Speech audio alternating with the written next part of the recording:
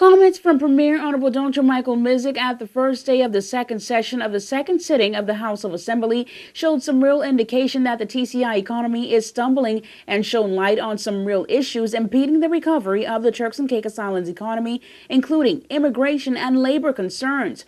Honorable Mizik referred to the government's Belonger First motto and stated that employers should adhere to that policy.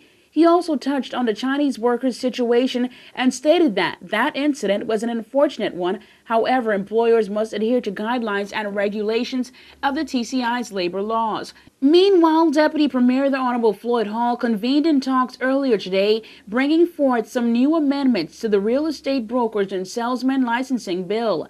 The bill, which originated approximately 4 years ago under the previous administration, intends to protect Turks and Caicos Islanders and revise previous laws that only required a ratio of 60% belongers to 40% foreigners in the workplace at real estate companies. In his address, the Deputy Premier talked about some of those glitches the previous ordinance had. There were several things wrong with the previous bill, Mr. Speaker, and this new ordinance, this new bill, seeks to address that. There are several things wrong with the previous ordinance, and I will go through a couple of those salient points. This new ordinance this new bill seeks to establish a real estate board.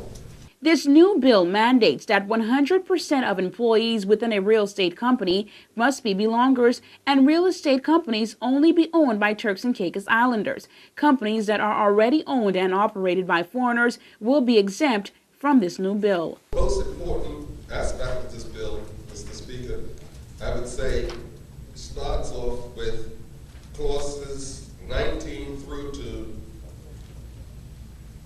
21.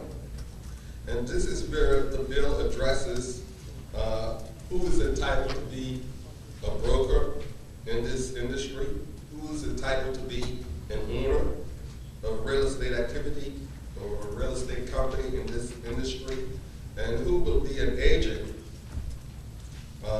for real estate activity in the Turks and Caicos Islands.